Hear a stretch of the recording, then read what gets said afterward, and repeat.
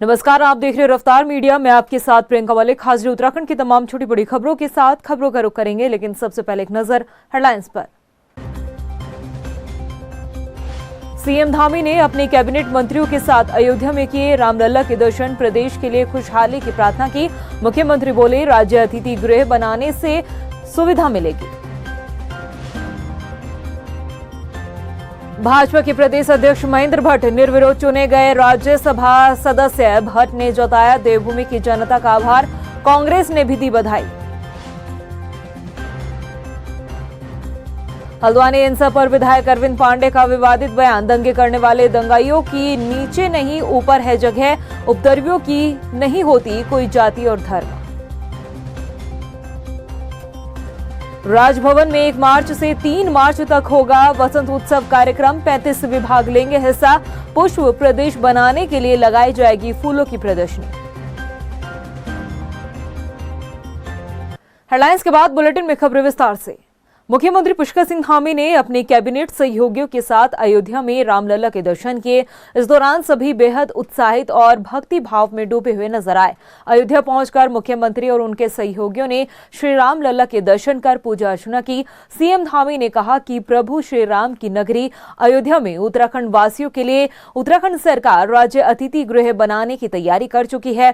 उत्तराखंड से भगवान श्री राम के दर्शन करने के लिए जो भी भक्त आएंगे उन्हें यहाँ पर काफी सुविधा मिलेगी। भाजपा के प्रदेश अध्यक्ष महेंद्र भट्ट राज्यसभा सदस्य के लिए निर्विरोध निर्वाचित हो गए हैं। महेंद्र भट्ट ने राज्यसभा सदस्य के लिए 15 फरवरी को 4 सीटों में अपना नाम दाखिल किया था। वहीं आज नाम वापसी का अंतिम दिन था, लेकिन महेंद्र भट्ट के अलावा किसी भी दल या निर्दलीय उम्मीदवार ने अपना नामांकन नहीं किया था, जिसके बाद चुनाव अधिकारी ने महेंद्र भट्ट को निर्विरोध निर्वाचित घोषित कर दिया। राज्यसभा सदस्य बनने के बाद महेंद्र भट्ट ने उत्तराखंड की जनता का आभार जताया। उत्तराखंड की जनता के प्रति आभार व्यक्त करता हूँ। जहाँ तक निर्विरोध का विषय है तो मुख्य विपक्षी दल ने भी प्रत्याशी खड़ा नहीं किया, मैं उनका भी आज धन्यवाद करता हूँ। और जिस कार्य के लिए मुझे मेरे नेतृत्व ने योग्य समझा, उस कार्य को मैं सही प्रकार कर सकूं, इसके लिए मैं ईश्वर से प्रार्थना करता हूं मुझे वो शक्ति प्रदान करे। सीमावर्ती क्षेत्र का प्रतिनिधि होने के नाते आज पूरे जनपद चमोली सहित पिथौरागढ़ में कहता हूँ दूर दराज के क्षेत्रों में कार्यकर्ताओं में हर्ष है, जनता में भी हर्ष है। मैं प्रयास करूंगा कि जो अपेक्षाएं सबकी मेरे से है उन अपेक्षाओं में खड़ा उतर सकूं। वहीं भाजपा के प्रदेश अध्यक्ष महेंद्र भट्ट के निर्विरोध राज्यसभा उम्मीदवार चुने जाने पर कांग्रेस प्रदेश अध्यक्ष करण माहरा ने भी उन्हें बधाई दी। साथ ही करण माहरा ने कहा है कि महेंद्र भट्ट उनके साथ विधायक रहे हैं, इसलिए वह उन्हें विशेष रूप से बधाई राज्यसभा पहुंचने की देते हैं। इसके साथ ही करण माहरा ने उम्मीद जताई कि राज्यसभा सांसद चुने जाने के बाद महेंद्र भट्ट जनहित से जुड़े मुद्दों को लेकर प्रमुखता से राज्यसभा में उठाएंगे। मेरी बधाई है महेंद्र भट्ट जी को, क्योंकि साथ ही विधायक रहे हैं और वो राज्यसभा जा रहे हैं। उम्मीद करता हूं कि वो जनता की जो आकांक्षाएं हैं उनके अनुरूप प्रश्न भी करेंगे और उसको कुछ ठीक करने की कोशिश करेंगे। ऐसा ना करें कि सिलक्यारा की घटना हो या जोशीमठ में रेहड़ी की घटना हो, आप चुप रहे। विधायक रहते हुए अगर वो बोलते तो शायद जोशीमठ का आज ये हाल नहीं होता। और बीजेपी ऐसे लोगों को चाहती है जो प्रश्न ना करें, मूकदर्शी हो। तो मुझे लगता है कि ऐसा ना हो और ईश्वर करे कि महेंद्र भट्ट जी का मुंह खुले और वो जो गलत चीजें उनका विरोध करें, सही चीजों का समर्थन करें। एक तरफ हल्द्वानी दंगे के बाद शहर में हालात सामान्य हो रहे हैं, तो वहीं दूसरी तरफ राजनेता इस हिंसक घटना पर विवादित बयान देने से बाज नहीं आ रहे हैं। गदरपुर से विधायक अरविंद पांडे ने बनभूलपुरा में हुई हिंसा पर विवादित बयान दिया है, जिसकी वजह से वो चर्चाओं में आ गए हैं। आइए इस रिपोर्ट में आपको सुनाते हैं उनका ये बयान। यहाँ जो दंगाई बनेगा वो सीधे ऊपर जाएगा। हल्द्वानी की बनभूलपुरा इलाके में हुई हिंसक घटना के बाद अब शहर में हालात सामान्य होने लगे हैं, लेकिन इस हिंसक घटना पर बयानबाजी का दौर अभी भी जारी है। और इन्हीं बयानबाजी के बीच गदरपुर विधायक और पूर्व कैबिनेट मंत्री अरविंद पांडे, जो हमेशा से ही अपने बयानों को लेकर सुर्खियों में रहते हैं, उन्होंने हल्द्वानी हिंसा को लेकर एक विवादित बयान दिया है, जिसमें उन्होंने कांग्रेस को भी घेरा। अरविंद पांडे ने कहा कि उत्तराखंड में दंगाइयों की कोई जगह नहीं है। देवभूमि में जो दंगा करेगा वो सीधा ऊपर जाएगा, क्योंकि दंगाई किसी जाति या मजहब का नहीं होता। ये सिर्फ जाहिल लोग होते हैं जो समाज और इंसानियत के दुश्मन हैं। ऐसे लोगों के लिए देवभूमि उत्तराखंड में कोई जगह नहीं है। आइए आपको भी सुनाते हैं विधायक जी का ये विवादित बयान। दंगाई हैं, मैं उनको किसी जाति मजहब का नहीं मानता हूँ। ये किसी जाति मजहब के होते भी नहीं है। ये तो जाहिल लोग हैं। जो लोग दंगाई हैं वो समाज के दुश्मन हैं, इंसानियत के दुश्मन हैं। मैं ऐसे जाहिलों से कहना चाहता हूँ कि उत्तराखंड देवभूमि है, ये बाबा केदार की धरती है, बाबा जागेश्वर की धरती है। यहाँ जो दंगाई बनेगा वो सीधे ऊपर जाएगा, उसको नीचे रहने का कोई अधिकार नहीं है। इस विवादित बयान के बाद विधायक अरविंद पांडे एक बार फिर सुर्खियों में आ गए हैं। कोई इस बयान की निंदा कर रहा है तो कोई सपोर्ट भी, मगर एक जनप्रतिनिधि होने के कारण इस तरह के गैर जिम्मेदाराना बयान, वो भी इतने संवेदनशील मसले पर देना शोभा नहीं देता। रफ्तार मीडिया के लिए हल्द्वानी से योगेश शर्मा के साथ भी रिपोर्ट। महिला कांग्रेस अध्यक्ष ज्योति रौतेला ने बीजेपी सरकार पर निशाना साधते हुए कहा कि बढ़ती महंगाई से आम जनता परेशान हो चली है। केंद्र सरकार जिस तरीके से महंगाई का भार जनता पर थोपने का काम कर रही है, उसका नतीजा भाजपा को 2024 के लोकसभा चुनाव में भुगतना पड़ेगा। साथ ही उन्होंने कहा कि कांग्रेस जन जन तक पहुंचकर बीजेपी सरकार की जनविरोधी नीतियों के खिलाफ आवाज उठाकर जनता को जागरूक करने का काम करेगी। इसके अलावा उन्होंने महिला राष्ट्रीय अध्यक्ष अलका लांबा के उत्तराखंड दौरे की भी जानकारी दी है। हाँ, बिल्कुल रहने वाला है, क्योंकि महंगाई से मुझे लगता है कि आज हर व्यक्ति परेशान है, हर महिला परेशान है। और जो महंगाई का पूरा असर है, वो महिलाओं की जो किचन है उसका पूरा बजट खराब हो चुका है और सरकार इसको बिल्कुल अनदेखा अनसुना कर रही है। तो मुझे लगता है कि अगर लोकसभा चुनाव से पहले इन लोगों ने महंगाई को कम नहीं करा या इसके लिए इन्होंने जो उचित कदम है वो नहीं उठाए, तो इसका नुकसान भाजपा को बड़ी मात्रा में होगा। उत्तराखंड राजभवन में 1 मार्च से लेकर 3 मार्च तक वसंत उत्सव कार्यक्रम का आयोजन किया जाएगा, जिसमें 3 दिनों तक पुष्प प्रदर्शनी के साथ ही कई प्रतियोगिताएं आयोजित होगी। इसके साथ ही सांस्कृतिक कार्यक्रमों का भी आयोजन किया जाएगा। राज्यपाल गुरमीत सिंह ने कहा कि 35 विभाग इस कार्यक्रम का हिस्सा बनेंगे, जिसमें पुलिस विभाग पहली बार कार्यक्रम में शिरकत करेगा। पहली बार वर्टिकल और रूट गार्डनिंग भी आपको देखने को मिलेगी। पुष्प प्रदेश बनाने के लिए फूलों की ये प्रदर्शनी लगाई जाएगी। आज अत्यंत खुशी हो रही है कि आने वाले माह में 3 दिन के लिए 1st, 2nd and 3rd बसंत उत्सव 2024, ये पहले 2003 से 2 दिन का कार्यक्रम होता था, लेकिन ऐसा लगा कि उत्तराखंड में शिव जी की धरती में 3 दिन का त्रिशूल की तरह होना चाहिए। और पिछले साल अपने आप में एक रिकॉर्ड बन गया। 2.5 लाख से भी ज्यादा फुटफॉल था। देहरादून स्थित घंटाघर और परेड ग्राउंड क्षेत्र में सार्वजनिक यात्री वाहनों में जीपीएस लगाने का समय एक बार फिर से बढ़ा दिया है। परिवहन विभाग संचालकों को 15 जुलाई तक का समय दिया है। आपको बता दें कि 23 दिसंबर को गढ़वाल मंडल की अध्यक्षता में हुई संभागीय परिवहन प्राधिकरण की बैठक में घंटाघर और परेड ग्राउंड की प्राधि में सार्वजनिक यात्री वाहनों के लिए जीपीएस लगाना अनिवार्य किया था, जिसके बाद ट्रांसपोर्टर को जीपीएस लगाने के लिए 15 फरवरी का समय दिया गया और ये समय पूरा हो जाने के बाद परिवहन विभाग द्वारा इस पर कार्रवाई की गई, लेकिन एक बार फिर से संचालकों को जीपीएस लगाने का समय दे दिया गया है। आपने जिस तरह बताया कि घंटाघर परेड ग्राउंड के आसपास 1-1.5 किलोमीटर के रेडियस में जो पैसेंजर व्हीकल चल रहे थे, उनके लिए आरटीए ने एक डिसीजन लिया था कि उनको जीपीएस लगाना अनिवार्य होगा। 15 फरवरी लास्ट डेडलाइन था हमारा, उसके बाद हम लोगों ने कार्रवाई भी शुरू कर दी थी। इसी को देखते हुए कल काफ़ी संख्या में विक्रम संचालक, कुछ ऑटो संचालक भी थे और जनप्रतिनिधियों के साथ हमारे ऑफिस में आए और उन्होंने अपनी बात रखी। उन्होंने बताया कि ठीक है, हम लोग इसमें जीपीएस लगाने के लिए तैयार हैं, लेकिन हमें कुछ टाइम चाहिए। उन्होंने 15 जुलाई तक का हमें टाइम मांगा है, तो हम लोग उस पर रिकंसिडर कर रहे हैं कि हम लोग क्या कर सकते हैं इस पे। साइबर ठग लोगों को ठगने के लिए नए नए पैंतरे अपनाते रहते हैं। कभी बैंक डिटेल, कभी क्रेडिट कार्ड, तो कभी किसी सरकारी योजना के नाम पर ठगी के कई किस्से आपको सुनाई देते होंगे। लेकिन अब साइबर ठगों का सबसे नया हथियार आर्टिफिशियल इंटेलिजेंस है, जिसके जरिए वो शातिराना अंदाज में ठगी को अंजाम दे रहे हैं। लेकिन आप इस ठगी से बच सकते हैं, वो कैसे? आइए आपको इस रिपोर्ट में दिखाते हैं। जैसे जैसे टेक्नोलॉजी का विस्तार होता जा रहा है वैसे वैसे साइबर अपराध भी बढ़ रहा है।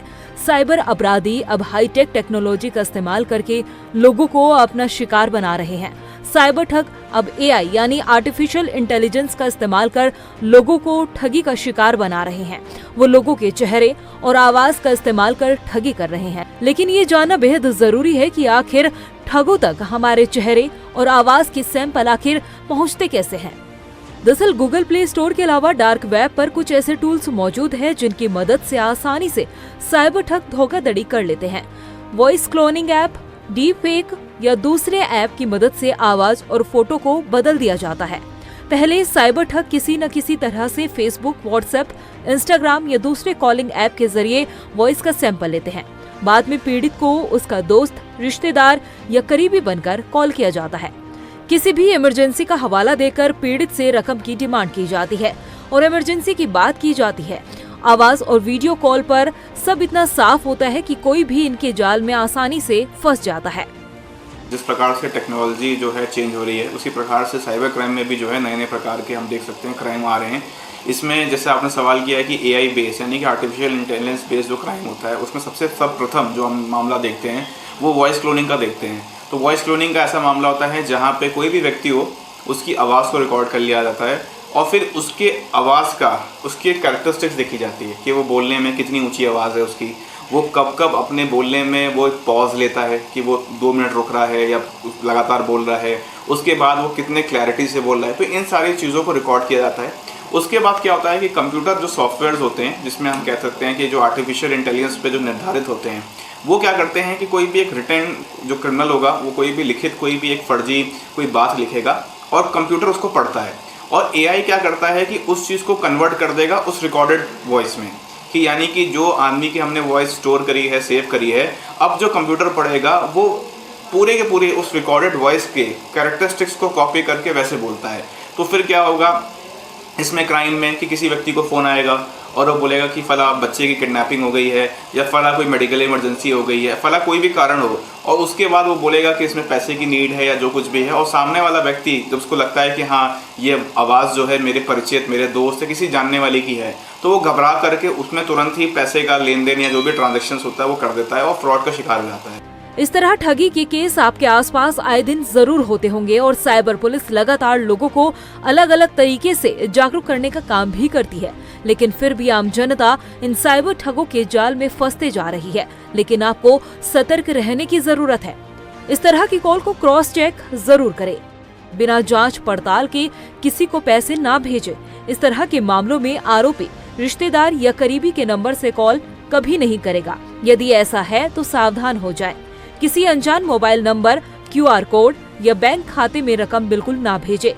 ठगी का शिकार हो जाए तो 1930 पर कॉल कर शिकायत करें या cybercrime.gov.in पर शिकायत करें। अपने नजदीकी साइबर थाने में जाकर भी शिकायत दर्ज कराई जा सकती है। इसमें हम आम जनता को सबसे पहले यही बोलते हैं कि अगर आपके साथ कभी भी कोई पैसे की अगर ठगी हो जाती है, फाइनेंशियल साइबर क्राइम होता है, तो आप जितनी जल्दी हो सके आप 1930 पर रिपोर्ट करें। साथ में जितने में समाज में गरीब लोग हैं या जो भी नीडी लोग हैं उन तक आप ये नंबर पहुंचाएं कि 1930 पर जितनी जल्दी हो सके आप रिपोर्टिंग करें। इसके लिए अवेयरनेस के लिए हम ये कहेंगे कि लगातार स्कूल कॉलेजेस में हम लोग जा रहे हैं, वहाँ पे प्रचार प्रसार कर रहे हैं। आप जैसे प्रेस बंधु हैं या जितने भी न्यूज़ पोर्टल है उनके माध्यम से भी हमें लगातार सहयोग मिल रहा है कि आप लोग हमारे लगातार अवेयरनेस में हमारा सहयोग कर रहे हैं। साइबर पुलिस के काफी अधिक जागरूक करने के बावजूद लोग इनके जाल में फंस रहे हैं। देश में बढ़ते साइबर अपराध को देखते हुए एआई से साइबर ठगी एक बड़ी चुनौती बनकर सामने आई है। विशेषज्ञों का कहना है कि पढ़े लिखे लोग भी आसानी से साइबर ठगों के जाल में फंस रहे हैं और इस ठगी से बचने का सिर्फ सतर्क और जागरूक रहना ही एक उपाय है। रफ्तार मीडिया के लिए देहरादून से हिमांशु चौहान की रिपोर्ट। हल्द्वानी पहुंची जमीयत उलेमा ए हिंद का नेशनल डेलीगेशन ने बनभूलपुरा हिंसा में प्रभावित परिवारों से मुलाकात की। इसके साथ ही दंगे में मारे गए लोगों के परिवारों को 2-2 लाख रुपए की आर्थिक मदद का चेक भी वितरित किया है। इसके अलावा हिंसा में घायलों के इलाज के लिए भी मदद की है। जमीयत द्वारा आर्थिक रूप से कमजोर लोगों को राशन किट भी बांटी गई। जमीयत उलमा हिंद अरशद मदनी साहब की तरफ से आज वहाँ से राष्ट्रीय मंडल के लोग हमारे आए हैं मौलाना अरशद अली साहब के हुक्म पर आज ये डेलीगेशन हल्द्वानी पहुंचा है और प्रभावित लोगों का दौरा करके और प्रभावित इलाके का दौरा करके प्रभावित लोगों से मुलाकात करी, उनके दुख दर्द को जांचा। इस सिलसिले में जो 8 तारीख को हुआ है उसमें जो लोग अपनी जान गंवा चुके हैं उनको लिए जमीयत उलमा हिंद ने 2-2 लाख रुपए का चेक दिया। वहीं देहरादून में घर और सार्वजनिक क्षेत्रों से कूड़ा उठान में अब तक कोई सुधार नहीं हुआ, जिसे लेकर जिला अधिकारी सोनिका ने सख्त रुख इख्तियार करते हुए अनुबंध कंपनियों को 100% डोर टू डोर कूड़ा उठाने के निर्देश दिए। उन्होंने कहा कि घरों से 100% कूड़ा अगर नहीं उठा तो तत्काल कार्रवाई सुनिश्चित की जाएगी। इसके साथ ही कार्य की गुणवत्ता के आधार पर ही भुगतान किया जाएगा। जो कंपनियां हैं उनकी एक तो ये कि वो रेगुलर बेसिस पे अपना जो कूड़ा उठाना है उसे करें, लेकिन उनकी खुद की भी कुछ शिकायतें थी पेमेंट से रिलेटेड और बाकी शिकायतें, जिनके क्रम में मेरे द्वारा उनके साथ मेरे और नगर आयुक्त के द्वारा उनसे वार्ता की गई थी और हम टाइमली बेसिस पे उनका पेमेंट रिलीज करें ये इंस्ट्रक्शन दिए गए हैं और साथ ही साथ उनको ये हिदायत दी गई है कि समय से कूड़ा का उठान करें वो अपने से। वहीं देहरादून के जिलाधिकारी सोनिका ने ऋषिपर्णा सभागार कलेक्ट्रेट परिसर में उपस्थित जिला स्तरीय अधिकारियों को मतदाता शपथ दिलाई है। इस दौरान जिलाधिकारी ने सभी विभागीय अधिकारियों को अपने अपने स्तर पर मतदाता जागरूकता गतिविधि आयोजित करने के भी निर्देश दिए और ज्यादा से ज्यादा लोगों को मतदान के लिए प्रेरित करने को भी कहा।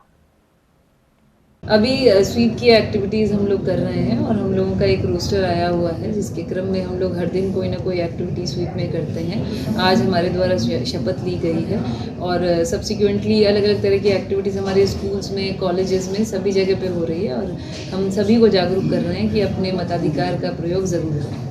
वहीं गदरपुर विधानसभा के सेक्टर 6 के 13 बूथों का निरीक्षण कर निर्वाचन आयोग के सेक्टर मजिस्ट्रेट ने सभी बूथों पर व्यवस्थाओं का जायजा लिया है। इस दौरान सेक्टर मजिस्ट्रेट इंदु शेखर ने कहा कि आगामी लोकसभा चुनाव की तैयारियों को लेकर यह निरीक्षण किया जा रहा है। इस दौरान बूथों को जाने वाली जो भी सड़कें खराब है उनका जल्द निर्माण किया जाएगा और जहां पर जो भी कमी है चुनाव से पहले उनका समाधान कर लिया जाएगा।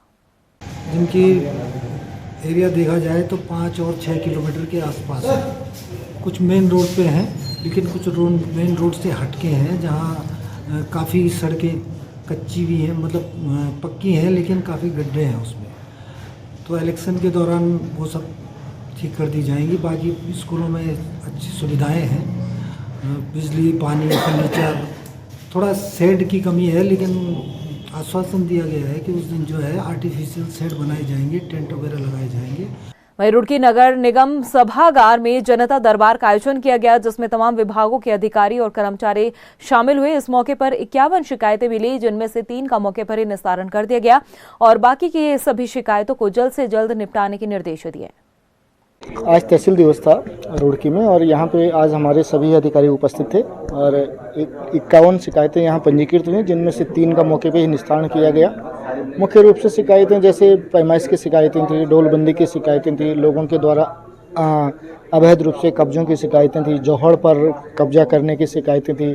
कई लोगों की शिकायतें थी कि जल संस्थान और बिजली के बिल जो हैं ज़्यादा आ रहे हैं। तो इस तरह के विभिन्न प्रकार के हमारे पास शिकायतें आई हैं, वो शिकायतें संबंधित विभागों को भेज दी गई हैं। वहीं पौड़ी के श्रीनगर कोतवाली क्षेत्र से रिश्तों को शर्मसार करने का एक मामला सामने आया है जहां पर 17 साल की नाबालिग किशोरी ने एक नवजात बच्चे को जन्म दिया है। साथ ही उसने अपने रिश्तेदार पर बलात्कार करने का आरोप लगाया है। दरअसल किशोरी के पेट में दर्द होने की वजह से जब उसे सरकारी अस्पताल में भर्ती कराया गया तो उसने वहां नवजात शिशु को जन्म दिया। किशोरी ने बताया कि उसके साथ उसके रिश्तेदार जो कि पौड़ी का ही रहने वाला है और पेशे से ट्रक ड्राइवर है, उसने बलात्कार किया था। कि आज ये जो बेस हॉस्पिटल है वहाँ से थाने को एक मेमो प्राप्त हुआ जिसमें एक नाबालिग की डिलीवरी के बारे में बताया गया था। तो उसमें संबंधित थाना प्रभारी द्वारा इनिशिएटिव लेते हुए तुरंत ही जो है उनके द्वारा एक तहरीर जो है ली गई और मुकदमा पंजीकृत किया गया और आगे की इसमें विधिक कार्रवाई की जा रही। वहीं अल्मोड़ा में लोक निर्माण विभाग के कर्मचारियों ने पेंशन की मांग को लेकर कार्यालय परिसर में धरना प्रदर्शन किया। कर्मचारियों ने कार्यालय परिसर में जमकर नारेबाजी करते हुए हाईकोर्ट के फैसले के तहत पेंशन की मांग की है। कर्मचारियों का कहना है कि हाईकोर्ट ने उत्तराखंड लोक निर्माण विभाग और सिंचाई विभाग के नियमित या फिर वर्क चार्ज कर्मचारियों को पेंशन का लाभ देने का आदेश जारी किया था, लेकिन राज्य सरकार ने एक्ट लाकर वर्क चार्ज सीमा को अमान्य करार दिया, जिसके चलते रिटायर्ड कर्मचारियों को पेंशन नहीं मिल पा रही है। हम लोग नियमित अनियमित वर्क चार्ज कर्मचारी संघ के कर्मचारी हैं, हमारी मेन मांग ये है कि सुप्रीम कोर्ट ने जो 2019 में प्रेम सिंह बनाम उत्तर प्रदेश सरकार के तहत हमें वर्कचार्य की सेवा को जोड़ते हुए हमें पेंशन का लाभ दिया गया था, लेकिन सरकार द्वारा, हमारी उत्तराखंड सरकार द्वारा 2022 में एक एक्ट लाया गया है जिसके तहत हमारी वर्कचार्य की सेवा को अमान्य कर दिया है, जिससे हमारे बहुत से कर्मचारी प्रभावित हो रहे हैं जो पेंशन का लाभ नहीं ले पा रहे हैं। हमारा मानना यह है कि हमें प्रेम सिंह बनाम उत्तर प्रदेश सरकार के तहत जो सुप्रीम कोर्ट का आदेश है उसके तहत हमें पेंशन दी जाए, पुरानी पेंशन। वहीं लोहाघाट के राजीव गांधी नवोदय विद्यालय में पढ़ने वाले छात्र छात्राओं के बीमार होने का सिलसिला नहीं रुक रहा है। मंगलवार को अभिभावकों ने बताया कि पिछले हफ्ते 27 बच्चे एक साथ बीमार हुए थे, जिन्हें पेट दर्द, उल्टी, दस्त की शिकायत मिली थी, जिनका उपचार स्वास्थ्य विभाग की टीम ने स्कूल में आकर ही किया था। वहीं अभिभावकों ने बताया कि सोमवार को भी 4 बच्चों की तबीयत एक बार फिर से खराब हुई और मंगलवार को भी 2 बच्चे बीमार पड़े हैं। अभिभावकों का कहना है कि विद्यालय में दूषित पेयजल का इस्तेमाल किया जा रहा है, जिसके कारण बच्चे लगातार बीमार पड़ रहे हैं। मैं खुद अपने आंखों से देख के आ गया, पानी की स्थिति तो बहुत ही खराब है। पानी तो सबसे बड़ा गंदा है। और दूसरी चीज, हो सकता है खाने में कुछ और भी हो, हिसाब किताब ये तो मैं नहीं कह सकता हूँ खाने का क्या है, लेकिन पानी सबसे गंदा है। और बच्चे आज हमारे एक नहीं 2 नहीं है, एक दिन 25 निकले हैं और कल 4, आज 2 मेरे सामने में गए हैं 2 बच्चे। और मैं ये चाहता हूँ शासन प्रशासन से आप जाके जांच करें और बच्चों की देखभाल करें। देखो बच्चों को किसी को उल्टी हो जा रही है, किसी को दस्त हो जा रही है, किसी को सांस लेने की दिक्कत हो रही है। जो अभिभावकों का जो आरोप है दूषित पेयजल का, तो हमारे यहाँ विद्यालय में आरओ की व्यवस्थाएं हैं। जो भोजन के लिए इसमें बच्चों को हमारे यहाँ प्रोग्राम को निर्देश दिए गए हैं कि आप पानी की बोतल का लेकर आप उन्हीं आरओ का प्रयोग करेंगे, आरओ के पानी का प्रयोग करेंगे। तो इस प्रकार से हमारे बच्चे जो है आरओ के पानी का ही पीने का प्रयोग करते हैं। और पूरी तरह से मेरा इंस्ट्रक्शन हमारे जो मेस कर्मियों को है, मेस में जो खाना बनाने के लिए, उनसे भी मैं कह रखा हूँ और कड़ा निर्देश भी दे रखा हूँ कि आप जो है पानी का जो प्रयोग करेंगे खाना बनाने में, आरओ का ही प्रयोग करेंगे। प्रदेश की खबरों में इतना ही, फिर हाजिर होंगे कुछ खास खबरों के साथ। तब तक के लिए मुझे दे इजाजत, नमस्कार। सीएम धामी ने अपने कैबिनेट मंत्रियों के साथ अयोध्या में किए रामलला के दर्शन, प्रदेश के लिए खुशहाली की प्रार्थना की। मुख्यमंत्री बोले, राज्य अतिथि गृह बनाने से सुविधा मिलेगी। भाजपा के प्रदेश अध्यक्ष महेंद्र भट्ट निर्विरोध चुने गए राज्यसभा सदस्य। भट्ट ने जताया देवभूमि की जनता का आभार, कांग्रेस ने भी दी बधाई। हल्द्वानी हिंसा पर विधायक अरविंद पांडे का विवादित बयान, दंगे करने वाले दंगाइयों की नीचे नहीं ऊपर है जगह, उपद्रवियों की नहीं होती कोई जाति और धर्म। राजभवन में 1 मार्च से 3 मार्च तक होगा वसंत उत्सव कार्यक्रम, 35 विभाग लेंगे हिस्सा। पुष्प प्रदेश बनाने के लिए लगाई जाएगी फूलों की प्रदर्शनी।